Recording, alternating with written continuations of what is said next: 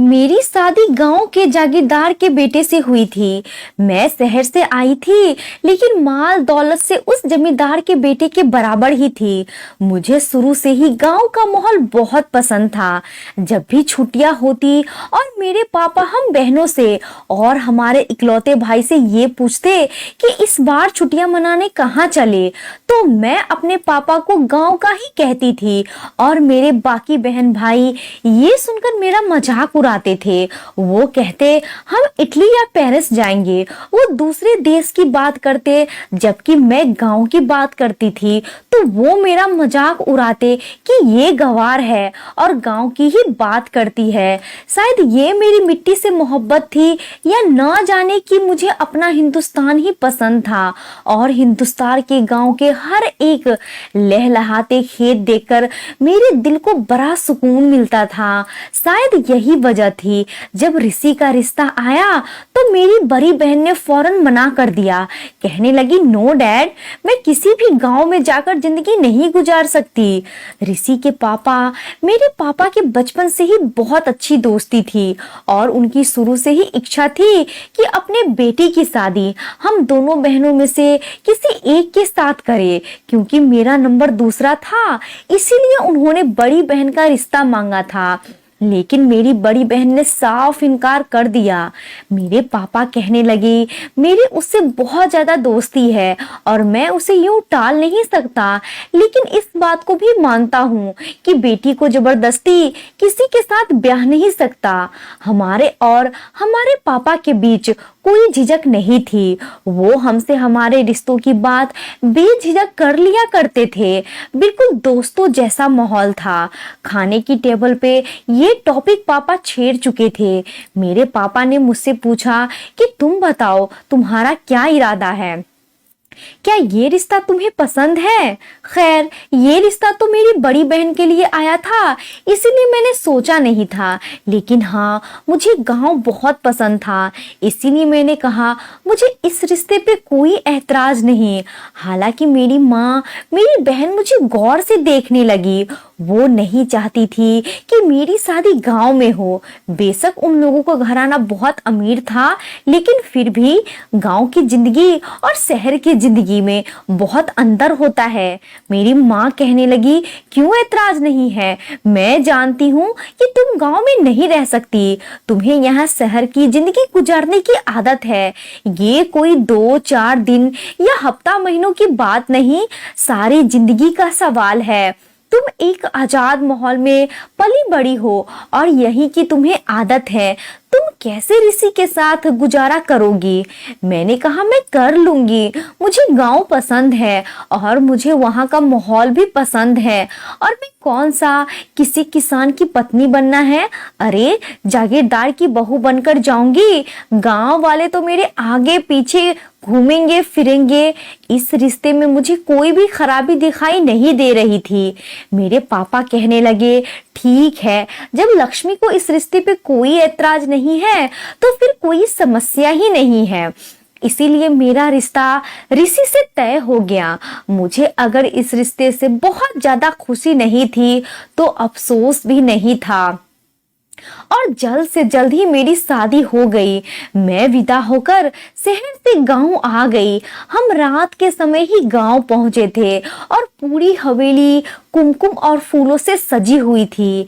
मेरे ससुराल वालों ने मेरा बहुत अच्छा स्वागत किया था। मुझे तो ऐसा महसूस हो रहा था जैसे मैं किसी सल्तनत की शहजादी हूँ और रियासत पे राज करने के लिए आई हूँ। इतना बड़ा स्वागत, इतना सम्मान देखकर मैं हैरान थी। रात के समय हम लोग वहां पहुंचे थे, लेकिन सारा गांव, सारा हवेली मेरे स्वागत के लिए मौजूद था। मुझे देखकर तालियां बजाई गई थी, खुशी का इजहार किया गया। मेरे लिए ये सब कुछ बहुत अनोखा था। मेरा भारी लहंगा, जो कि लगभग 25 लाख का था, उस पर ससुराल के खानदानी जेवर से मैं लदी हुई थी। मेरे लिए ये सब कुछ नया और अच्छा था, इस हवेली में अपने कमरे तक जाते हुए मुझे पूरे 2 घंटे लगे थे। मेरे सास ससुर ने पूरे गांव वालों से मेरा इंट्रोडक्शन करवाया था। कहा था ये आप लोगों की नई जागीरदारनी है, इसका कोई भी हुक्म आप लोगों ने नहीं टालना है। और वो लोग किसी गुलाम की तरह सर झुकाए हाँ में सिर हिला रहे थे। यहाँ तक तो मामला मेरी भी समझ में आता था, लेकिन जो कुछ उसके बाद शुरू हुआ वो मेरे लिए विश्वास करने के लायक नहीं था। मुझे गांव वैसे तो देखने में बहुत पसंद था, लेकिन यहाँ के रीति रिवाज उनसे मैं बिल्कुल अनजान थी। मैं नहीं जानती थी मेरी आगे आने वाली जिंदगी में मेरे लिए कौन सी मुश्किलें खड़ी होने वाली है। शादी की रात मेरे पति ने मुझे हीरो का सेट दिया था। मैं ऋषि की संगत पाकर बेहद खुश थी, लेकिन कुछ दिन बाद ही जहां मुझे ऋषि लेकर गया, मेरा डर के मारे बुरा हाल था। वो मुझे अपनी हवेली के पीछे तरफ लेकर गया था। कहने लगा तुम्हें अपनी हवेली दिखाता हूँ। मैं भी खुशी खुशी राजी हो गई। पूरी हवेली देखने के बाद जब हवेली के पीछे गई तो वहां घोड़ों का अस्तबल था और मुझे घोड़े देखकर ही डर लगने लगा था, क्योंकि मुझे बचपन से ही जानवरों से डर लगता था और घोड़े से तो और भी ज्यादा लगता था, क्योंकि बचपन में मेरे पापा ने मुझे एक घोड़े पे बिठाया था और मैं बुरी तरह से नीचे गिरी थी कि घोड़ा गुस्से के मारे बिदक गया था। बस तब से ही मुझे घोड़ों से डर लगता था। हालांकि काफी अच्छी नस्ल के घोड़े उस अस्तबल में मौजूद थे।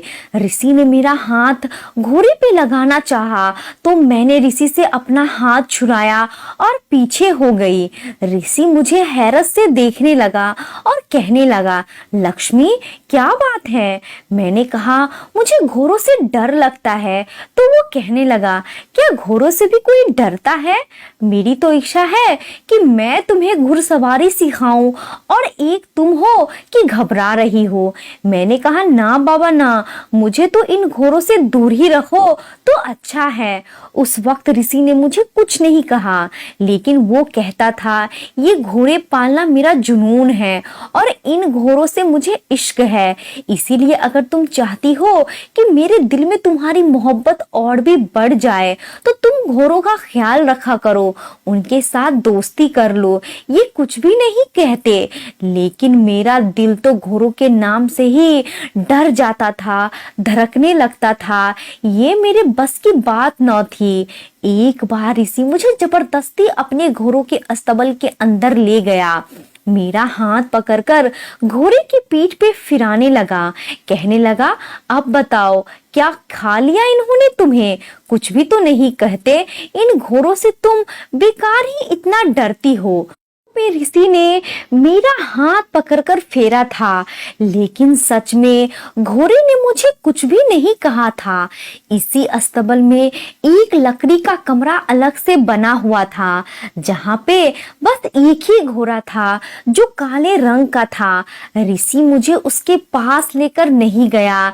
जब मैंने पूछा ये घोड़ा सबसे अलग क्यों रखा है, वो कहने लगा ये मेरा सबसे चहीता घोड़ा है, इसीलिए नखरेबाज भी बहुत है।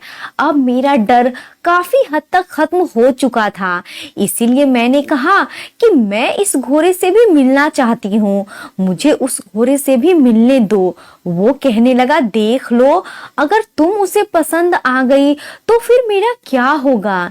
ये बात उसने मेरे कान के बिल्कुल करीब आकर बड़े धीमे शब्द में कही थी। ऋषि ने मुझसे कहा और फिर हंसने लगा था। कहने लगा, मेरा ये घोड़ा बड़ा ही हुस्न परस्त है, खूबसूरत लड़कियों को देखकर उसका दीवाना हो जाता है।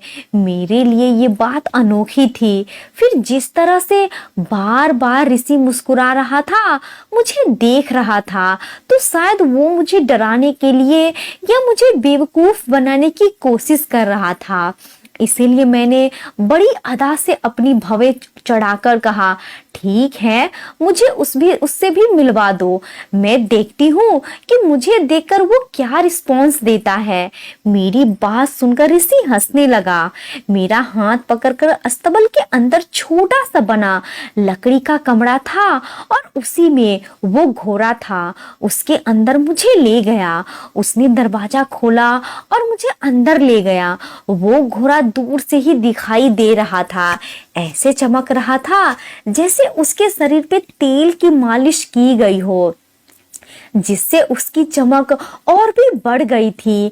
आंखों को बहुत भला लग रहा था और वाकई नजरबाज था।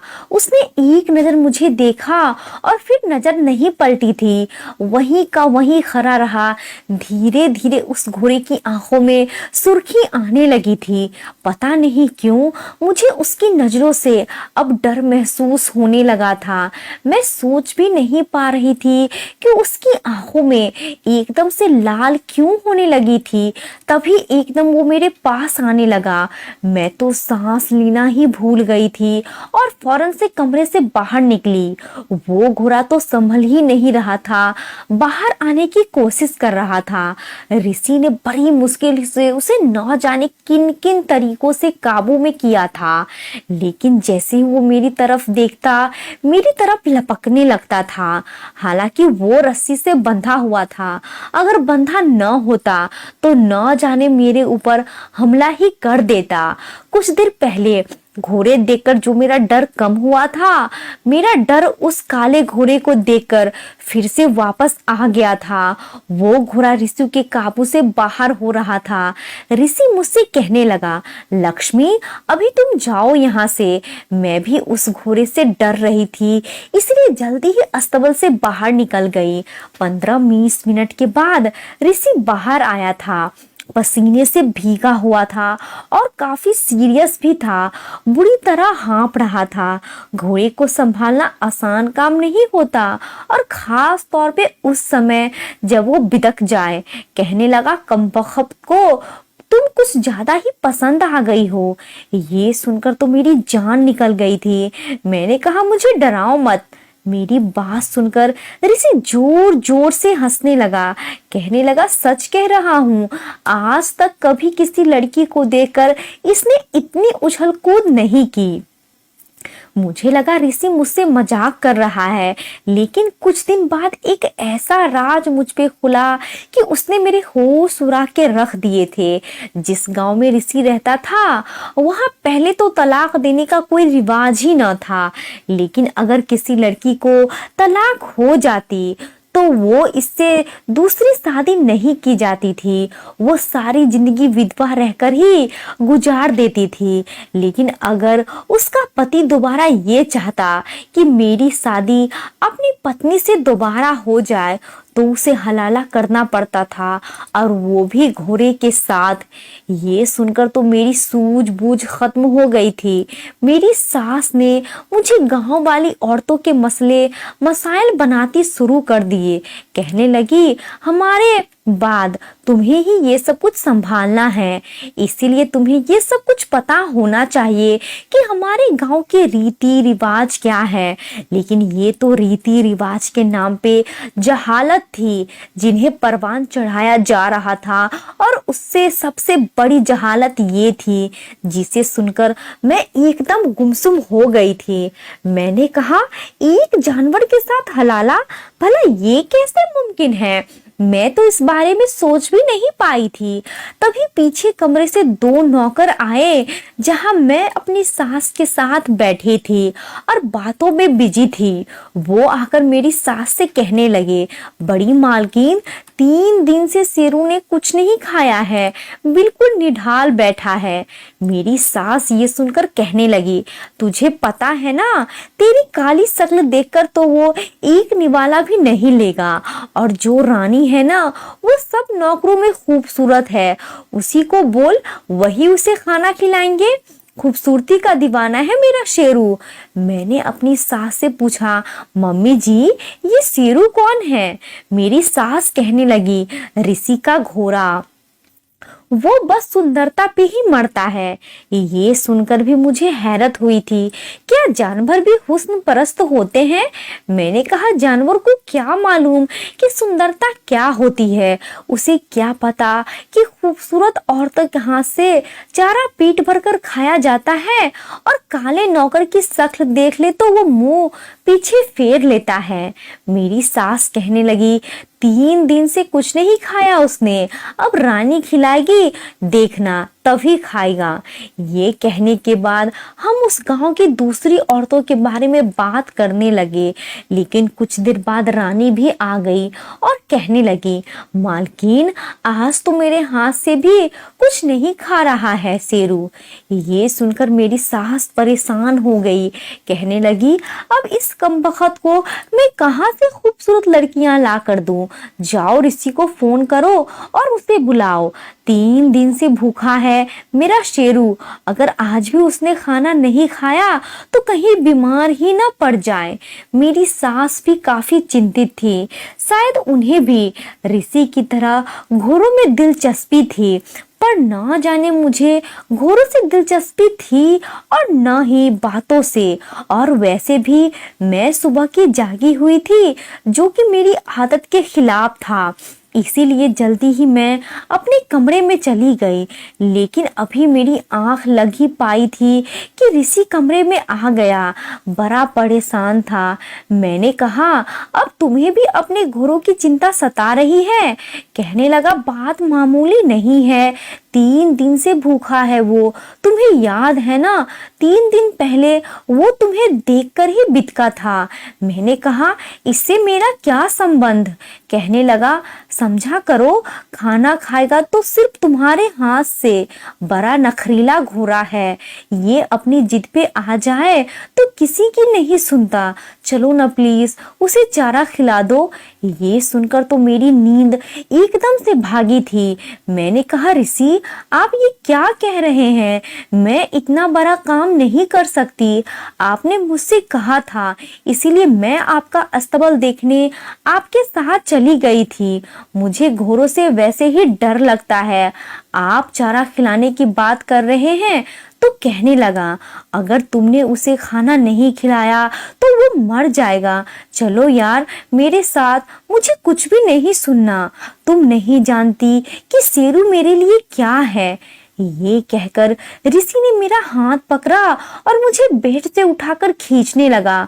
मुझे न चाहते हुए भी ऋषि के साथ अस्तबल में जाना पड़ा। जैसे ही मैं शेरू के कमरे में पहुंची तो मुझे देखकर लंबी लंबी सांसें लेने लगा और हिनहिनाने लगा। ऋषि कहने लगा, देख लिया इसका जोशो खरोश, कितना खुश है तुम्हें देखकर। ये तो मैं नहीं जानती थी कि घोड़े खुश होते हैं तो किस तरह का इजहार करते हैं। खैर, मैंने डरते डरते हाथ में घोड़ों का चारा पकड़ा था।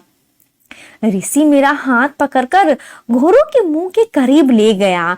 मैंने फौरन से अपनी आंख मीच ली थी। मेरी जान निकल रही थी। वो घोड़ा मेरे हाथ से चारा खा रहा था और जैसे ही उसकी जबान मेरे हाथ से लगती, मेरा हाथ खुद ब खुद पीछे की तरफ होने लगता। लेकिन ऋषि की मजबूत पकड़ ने मेरा हाथ पीछे नहीं किया था। आधे घंटे की ड्यूटी देनी पड़ी थी, तब जाकर उस घोड़े ने अपना चारा खाया था। और आधे घंटे से मैंने आंखें खोलकर देखा तक नहीं था। वो खाना खा चुका तो ऋषि ने मेरा हाथ उसकी कमर पे रख दिया और धीरे धीरे सहलाना शुरू कर दिया। कहने लगा, अगर तुम थोड़ा सा इसे प्यार दिखाओगी तो यकीन मानो, मेरा शेरू बहुत अच्छा है, तुम्हें कोई नुकसान नहीं पहुंचाएगा। मैंने कहा, मुझे घोड़ों से एलर्जी है। आज मैंने तुम्हारी खातिर ये कर लिया, लेकिन मैं आगे से नहीं करूंगी, डर लगता है। ऋषि कहने लगा, ये तुम्हारे हाथों के बगैर अब खाना नहीं खाएगा, इसीलिए ये काम तो तुम्हें ही करना पड़ेगा। मैं रोज रोज अपनी जमीनों और अपने काम के सिलसिले में घर से नहीं रुक सकता। ये तुम्हें कोई नुकसान नहीं पहुंचाएगा। ऋषि मेरी मिन्नतें, मेरी विनती पे उतर आया था, इसीलिए मजबूरन ही सही, लेकिन मुझे उस घोड़े को चारा खिलाने की बात माननी पड़ी। मैं जब उसके पास जाती तो वो हिनहिनाने लगता, लेकिन एक बार उस घोड़े ने एक ऐसी अजीब हरकत की कि मेरा दिल कांप उठा था। जैसे ही मैं उसे चारा खिलाने के बाद उसकी कमर सहलाने शुरू की, वो मेरे करीब आ गया और अपना शरीर मेरे शरीर के साथ टच करने लगा। मैं जल्दी से पीछे हट गई। वो मेरे पाँव के पास अपना मुंह लाकर मेरे पाँव पे अपनी जबान फेरने लगा। मेरा दिल जोर जोर से धड़क रहा था। मैं जल्दी से बाहर आ गई। अब मैं जब भी खाना खिलाती, वापस अपने कमरे में आती तो कई बार अपने हाथ धोती थी या फिर नहाने चली जाती। बार बार मुझे एक झुरझुरी सी आ रही थी। क्या मुसीबत ऋषि ने मेरे गले डाल दी थी। एक बार रात को ऋषि लौटकर घर आया था। मेरी शादी को 2 महीने हो गए थे और इन 2 महीनों में पहली बार ऐसा हुआ था। जैसे ही ऋषि कमरे में दाखिल हुआ, लड़खड़ाते हुए कदमों से बेड पे आकर गिरा था और ये देखकर मेरा दिल थमसा गया था। वो शराब पीता था, क्योंकि इस वक्त वो नशे में बिल्कुल धुत था। मैं उसके करीब आई। मैंने कहा, ऋषि तुमने शराब पी है? वो कहने लगा, हाँ शराब तो मैं पीता हूँ। मैंने कहा, क्यों पीते हो? कहने लगा, हम जागीरदारों की आदत है। उसने मेरा बाजू पकड़ के मुझे अपनी तरफ खींचा था। मैंने ऋषि का उस रात जुनून देखा था। शराब के नशे में सारी इंसानी हदें भूल गया था। ये भी भूल गया था कि मैं एक इंसान हूँ, एक नाजुक सी लड़की हूँ।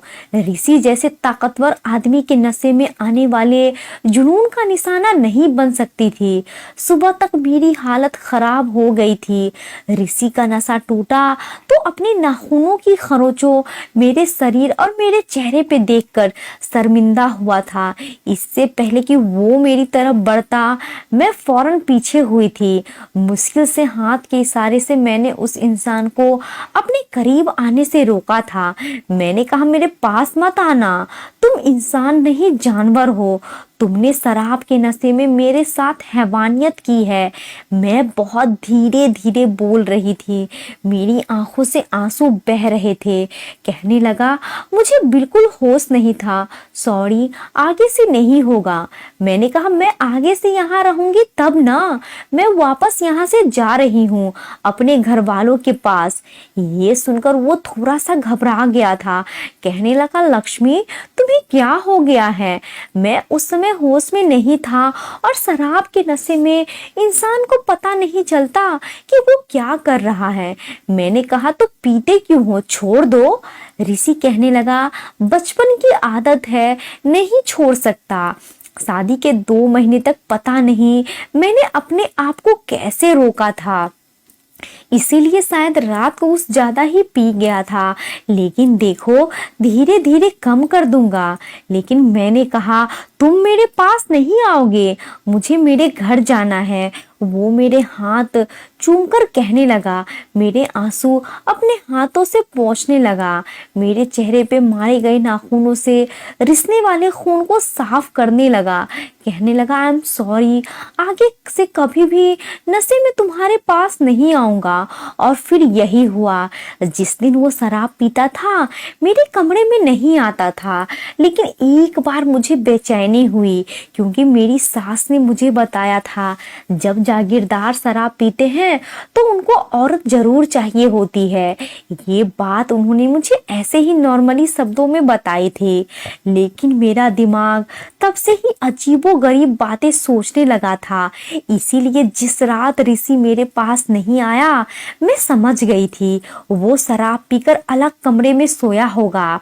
मैं अपने कमरे से बाहर आई और ऊपर की सीढ़ियां चढ़ने लगी, क्योंकि उस दिन वो ऊपर के कमरे में सोता था। जब मैं ऊपर गई तो मुझे दबी दबी सिसकियों की आवाज आ रही थी। मैं उन आवाजों की तरफ बढ़ने लगी। जैसे ही मैं उस कमरे तक पहुंची तो मुझे अंदर से किसी लड़की की रोने की आवाज आ रही थी। वो बार बार पनाह मांग रही थी कि साहब जी, मुझे छोड़ दो, मेरे साथ ये जुल्म ना करो। लेकिन ऋषि उसके साथ जबरदस्ती कर रहा था। मुझे गुस्सा आया कि मैंने किसी गलत आदमी का चुनाव कर लिया है। वो इस काबिल नहीं था कि मैं उससे शादी करती। बेशक मेरा बाप अमीर था, लेकिन हमारी परवरिश ऐसी नहीं हुई थी कि मैं एक अय्याश आदमी के साथ जिंदगी गुजारती। मैंने कमरे का दरवाजा जोर जोर से बजाना शुरू किया। ऋषि ने ही दरवाजा खोला था। उसकी आंखें नशे से लाल थी, लेकिन मुझे देखकर कुछ परेशान हुआ। उसके पीछे बेड पे एक लड़की बैठी हुई थी जो रो रही थी और बिल्कुल बेहाल सी थी।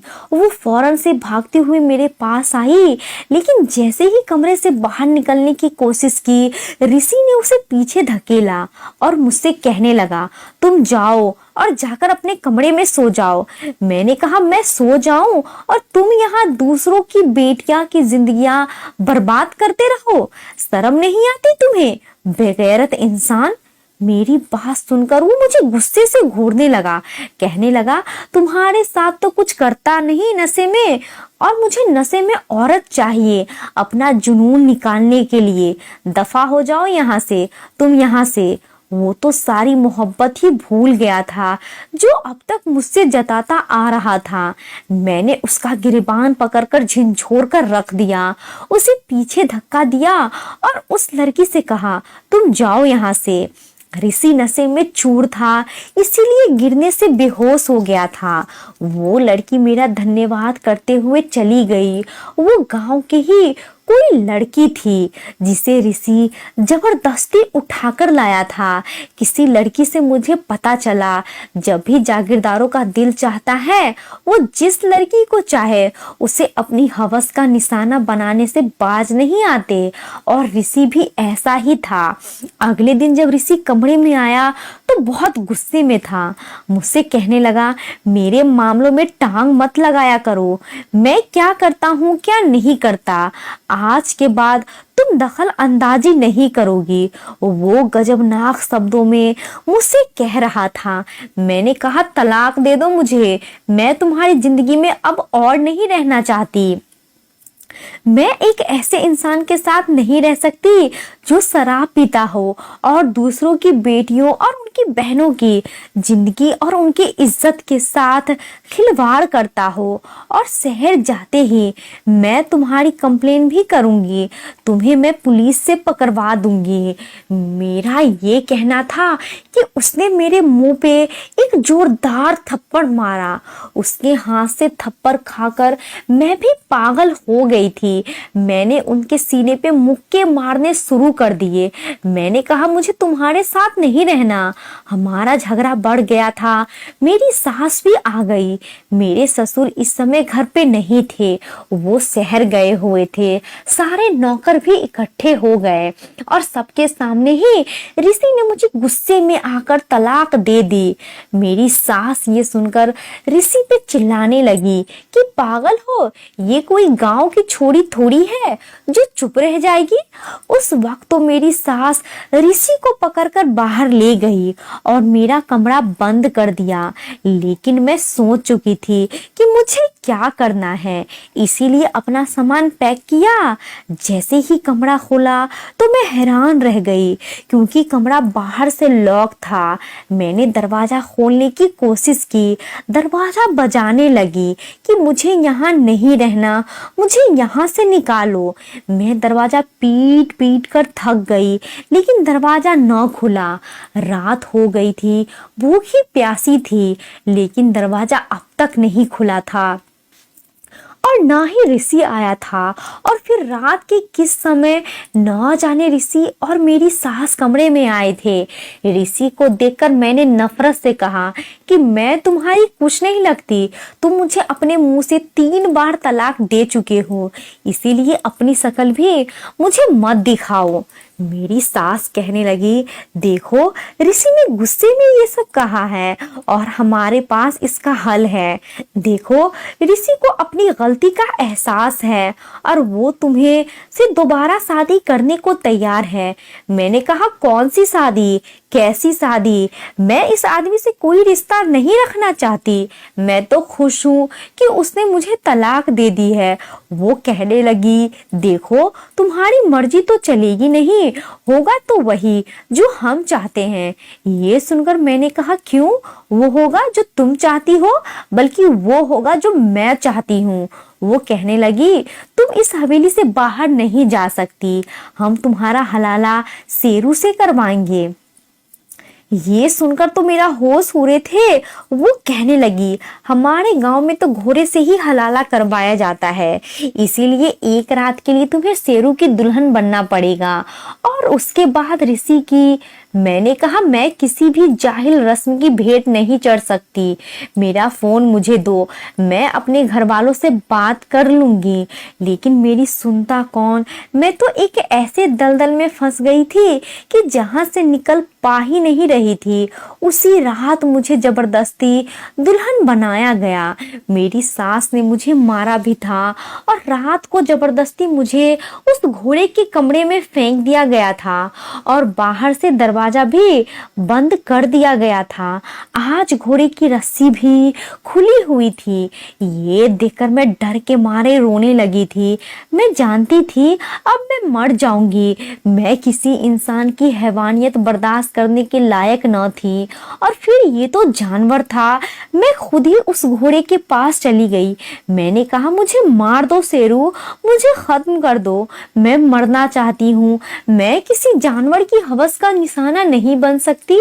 मैंने सुना है घोड़े वफादार होते हैं, मालिक का खाते हैं तो उसके साथ वफा करते हैं, उसके साथ जफा नहीं करते। मैंने तुम्हें अपने हाथों से खिलाया है। अगर वाकई तुम्हारे अंदर जरा सी भी वफा है तो मुझे उन लोगों से बचा लो। मेरी बात सुनकर वो कुछ देर तक मुझे गौर से देखता रहा, फिर अपनी कमर की तरफ इशारा किया। मुझे बैठने के लिए कह रहा था। शायद मेरी बात समझ चुका था। मैं फौरन से उसकी पीठ पे बैठ गई और जोर से उसे पकड़ लिया। वो घोड़ा दरवाजे की तरफ अपना सर जोर जोर से मारकर उसे खोलने लगा। थोड़ी देर में ही लकड़ी का दरवाजा टूट चुका था। बाहर चौकीदार ने उसे देखा तो रोकने की कोशिश की, लेकिन इस वक्त वो गुस्से में था और जब वो गुस्से में होता था तो किसी की भी जान ले सकता था। चौकीदार भी डर गया था और इसीलिए घोड़ों को रास्ता देना पड़ा। अब घोड़ा मुझे लिए दौड़ रहा था, इतनी तेजी से दौड़ रहा था कि मुझे डर भी लग रहा था कि कहीं मैं गिर ही न जाऊं। लेकिन ऐसा नहीं हुआ। कुछ देर बाद ही हमारे पीछे जीपों की आवाजें आने लगी। शायद ऋषि और उसके आदमी जीप में बैठकर मेरा पीछा कर रहे थे और फिर हमारे पीछे फायरिंग होने लगी। जितनी तेज रफ्तार से शेरू भाग रहा था, अगर मेरा हाथ जरा सा भी उसकी पीठ से छूटा तो मैं जमीन पे बुरी तरह गिर जाती और मर जाती। मैं उसे कसकर पकड़े हुए थी। वो गाड़ियां हमसे बहुत दूर पीछे रह गई थी। वो घोड़ा इस कदर तेजी से चल रहा था कि उसकी रफ्तार का मुकाबला गाड़ी भी नहीं कर पाई थी। वो भागते हुए घने जंगलों में घुस गया और वहां से उस घोड़े को ढूंढना अब मुश्किल था। मैं नहीं जानती थी वो मुझे कहाँ लेकर जा रहा है, लेकिन उस घोड़े को अंधेरे में ढूंढना अब नामुमकिन था। इसीलिए वो जीप लेकर अपनी वापस चले गए थे। उस घोड़ों में वफा थी। सुबह का सूरज निकला तो मैं बस स्टॉप तक पहुंच चुकी थी, क्योंकि उसने अपनी वफा निभाई थी। वो भी भागते भागते हलकान हो गया था। मैं घोड़े से नीचे उतरी और उसकी कमर सहलाने लगी, उसका शुक्रिया अदा करने लगी, लेकिन मेरा हाथ एकदम खून से भर गया था। मैंने गौर से देखा तो घोड़ों को गोलियां लगी हुई थी। ये देखकर मेरी जान निकल गई। मैंने उस घोड़े को देखा तो उसके आंसू बह रहे थे। मैंने अपने हाथों से उसके आंसू साफ किए। मैं बस स्टॉप तक आ चुकी थी और सिर्फ 3 मिनट ही बस को वहां रुकना था। वो घोड़ा मुझे बस की तरफ इशारा करने लगा कि मैं चली जाऊं। मैं रोते हुए बस में बैठी थी। पहली बार मुझे उस घोड़े से जरा भी डर नहीं लग रहा था। उसकी वफा पे दिल न्यौछावर करने को दिल चाह रहा था। बस में बैठकर मैं शहर पहुंच गई और अपने माँ बाप से सारी बात कही। मेरे पापा की अच्छी खासी पहुंच थी, इसीलिए मेरी जान ऋषि से छूट गई। मेरे घर वालों ने मेरी दूसरी शादी करवा दी और अब मैं कनाडा में रहती हूँ। लेकिन अब भी मुझे जब भी शेरू का ख्याल आता है तो मेरे दिल में उसके लिए दुआएं निकलती है। आज की कहानी आपको कैसी लगी? इस कहानी के बारे में कमेंट करके हमें ज़रूर बताएं। वीडियो को लाइक करके चैनल को सब्सक्राइब कर लीजिए। साथ में घंटी को दबाकर ऑल पे कर ले ताकि आने वाली वीडियो का नोटिफिकेशन आपको तुरंत मिले। मिलती हूँ अगली वीडियो में, तब तक के लिए राधे राधे।